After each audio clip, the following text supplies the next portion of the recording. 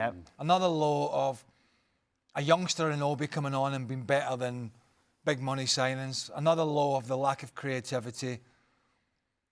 I suppose on another side, De Ligt had a better game, defended better. But this is where they are. Yeah. Sort of 15th in the league, out of all the cup competitions. They're still in the Europa League, which somehow they are one of the favourites for. And Fulham are through today, and this wasn't the true Fulham either. No. They didn't play well, but they just did enough and then to win in penalties.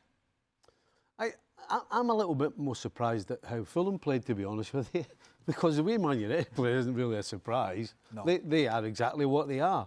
I expected Fulham to come here and play better football. Yeah. You know.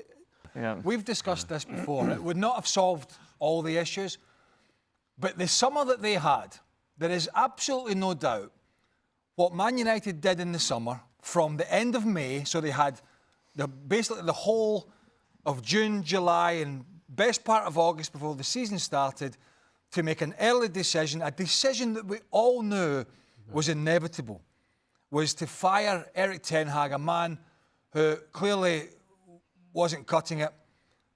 He did win the FA Cup, blah, blah, blah. That's a very short-term view.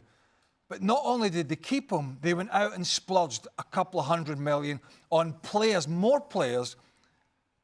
And I feel like I'm repeating myself, but on more players that this new manager now has to try and get out. These mistakes they're just systemic of the bad management, Stevie, at this club. Amorim's paying the price for that, isn't he? Amorim's the man that's paying the price for that, for those poor decisions. And he was forced to come in at probably the worst time for any coach to come into any team, never mind Manchester United, with what's expected of Manchester United. So Amorim right now is paying for those mistakes. I would, however, say that I'm beginning to change. I was behind Amorim in the way that he was playing.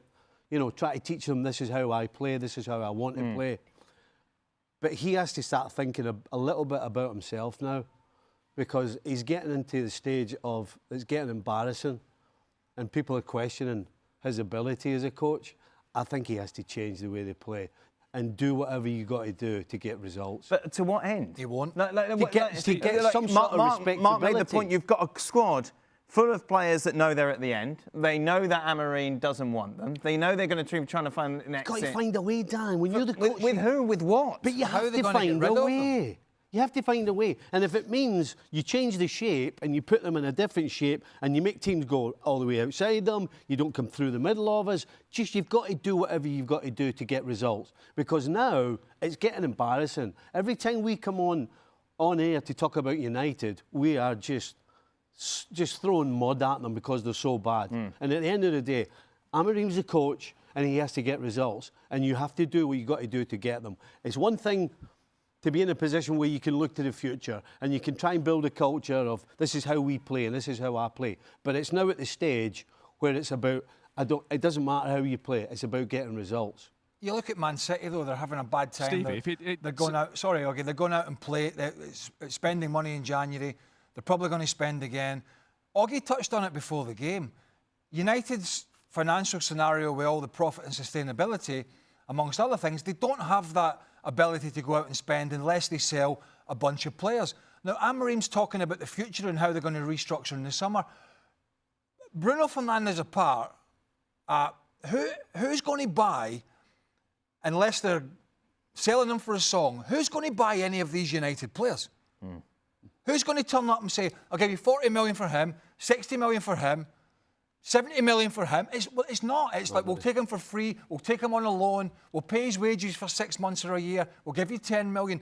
They're not going to be able to generate the cash from player sales to be able to go and restructure this squad and buy the calibre player that they need. So I really don't see how he's going to solve that anytime soon. Gogden and Hercules Gomez. Mark, I thought something that really summed up this game and maybe the season overall was the growing frustration that we saw from the Manchester United fans in the second half. Just that complete and utter lack of urgency in an FA Cup tie at Old Trafford, where there didn't seem to be anyone who wanted to step up and fight for this team. Well, apart from Bruno Fernandes, and he's the only one that seems to come to rescue Man United these days. He is their one good player. And beyond that, I think I said at half-time that the fans, you can sense, you can feel their lack of belief in some of these players. They know what they're watching, that the players aren't good enough. And I think, when the young lad Obi came on in the second half, he at least livened things up a little bit. But, listen, it's really hard to find positives from this. You're right, they are still in the Europa League, and I think Craig's being a bit optimistic by suggesting they're one of the favourites, but the name makes them a favourite. But all truth being told, they have to win that competition to get in the Champions League, which sounds ridiculous, but there are so many reasons, financially, status, commercially, why United need to be in the Champions League next season. But let's be honest, to put all their eggs in the basket of the Europa League and be up against teams that they'll probably beat them, it's grim, isn't it? It's very grim. Well, I'm only going with what the bookies were saying, Oggy, that believe it or not, Man United and Tottenham, two teams that have struggled, are one of the favourites to win it. But I know you mentioned the players there, but is there any doubt now it might be the old adage, no pain, no gain, right? So you have to take the pain for the gain. I think there's a big doubt about that, but I don't think there's any doubt, Oggy, that Ruben Amorim has actually taken this team that was a pretty average team, and he's taken them to new lows. He's made them worse. He has made them worse, and I'm not sure whether that's because they don't understand the system, or they don't want to play the system, or they're a bit sulky. We know these players have moaned and groaned about Ole Gunnar Solskjaer's tactics, his coaches, Ralf Rangnick, Erik ten Hag, Jose Mourinho was too strict. So maybe these players have just finally got to a coach who isn't putting up with any of that. And you can see, Lindelof played today, but he's hardly had a kick under Amorim because he doesn't rate him. Casemiro the same. There's a lot of players in this squad who know they've got no future under Ruben Amorim. So maybe that is kind of affecting their performances. But beyond that, some of them aren't good enough. But it might sound ridiculous, but I do think that Ruben Amorim is now in the fight for his job because results are so bad. He has to convince the owners. I think the fans are still on side, but he's got to convince the owners that when they get to the summer, that this is the guy they want to back with players that he wants to fit his system. Because if it doesn't work, if they buy £100 million worth of players for Ruben Amorim and they don't work, then 6 months' time after that, you're going to have to get another manager who wants a lot of the set of different players who will fit a different system. So they're in a real mess. So I guess they're going to have to decide pretty soon about Amorim, is he the guy or not? Because they can't go into the summer with doubts and sign a lot of players on the back of it, because that's just repeating the mistakes they made this year. You think little Hercules Gomez, growing up supporting Manchester United, dreamt of one day going to Old Trafford, and we sent you to watch that dross, Herc? Dan, you say it jokingly, but I turned over to Mark earlier in the second half, and I was like, this isn't the Manchester United Old Trafford experience I thought I was going to get. I'm with Mark. You got to put it on the players. I mean, we could sit here and say Ruben Amorim has made this team worse, but what do you want from the manager who has a certain style of playing, a certain way, a certain system, and you bring it to these players who don't feel comfortable in a high press, who don't feel comfortable going forward, who feel better in a lower block, who feel better off the back foot? You don't have time to work with these players. You got a game every 3 days. I don't necessarily put it on the manager. Yes, they've looked worse, but this has been a downward spiral for over a decade. So it is what it is. If you're a Manchester United fan, it is what it is. If you come out and watch this team, there are very few positives in that second half. Garnacho comes on, and just the willingness to go at players, the willingness to just make a run, even just show some sort of energy, got the crowd into it, got the crowd at least up on their feet somewhat. Obi coming in, the optimism of what a youngster can do in his first minutes out there in an FA Cup, that gets this crowd going nowadays. But other than that, it was pretty dreadful. Not only was the match dreadful, but the atmosphere, it was eerily tense. What was worse? What? Herc, the match or having to stand next to Oggy? Oggy's a popular... We're really having Premier League discussions here. He can't believe anything he just said. No. He can't believe his players are getting better. And the reporters asking how long do you think that is going to take? I mean, really, we're in moo-moo land here.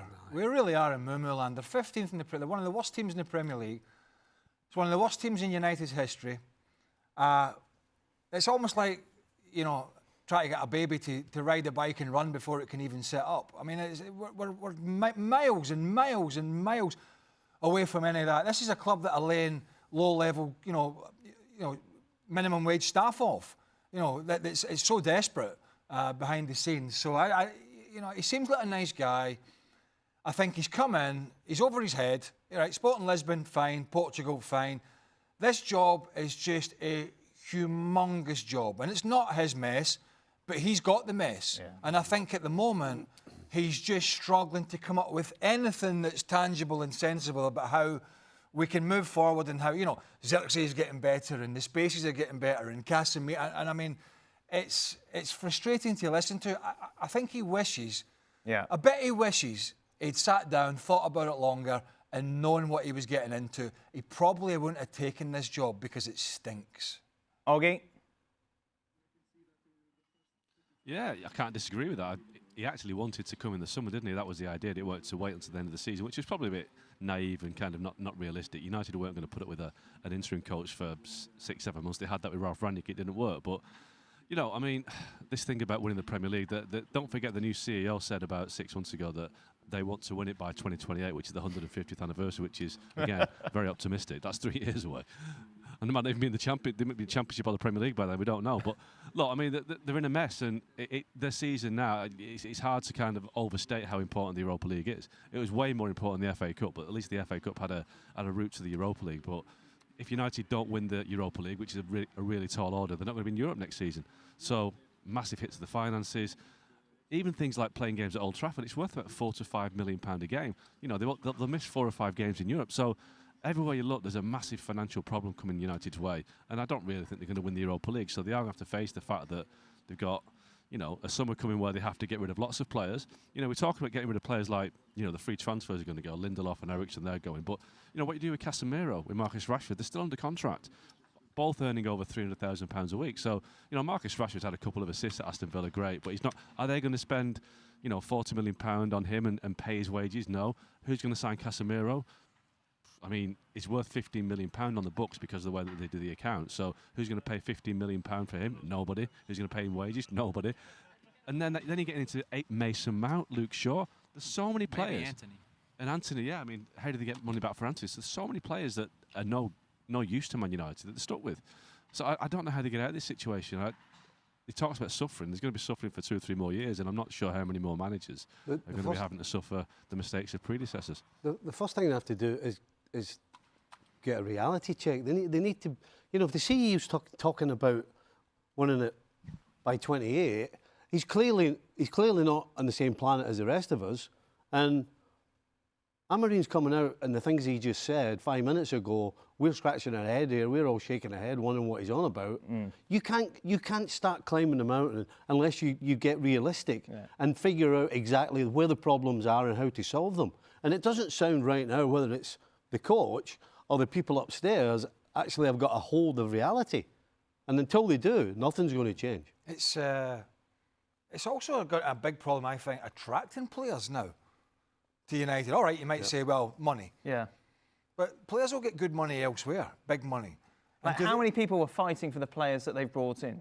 The likes of De Ligt who've come in. Like there wasn't a big bun fight over those sort of players, and that's the problem that United seem to have continually had. Mason Mount, obviously, injuries, a big Luke line. Shaw, injuries. Yeah.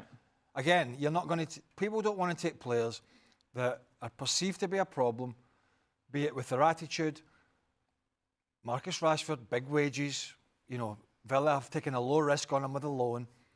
But then you look at the others like Mount and Luke Shaw, who have just had an absolute catalogue of injuries. That's the same as a bad attitude. Managers just don't want to take, clubs don't want to take that financial risk with these players on these long-term big contracts. They might take them on incentivised, short-term sort of pay-as-you-play sort of scenario. Maybe you can get something that way, but those guys are sort of ruling themselves a move. As Augie said, Casemiro, his career's just sort of winding down now, has been for a while. Who's going to pay back the money for Rasmus Højlund that they paid from? Who's going to pay back the money for José Zirkzee that they paid from? And definitely, even though he's playing well at Real Betis at the moment, and he's had a nice bright start over there, there's nobody even paying half the amount that United paid for Anthony. It's just not happening. Ruben Amorim's side trailed to Calvin Bass's first-half opener at Old Trafford before Bruno Fernandes equalised to force a draw after extra time.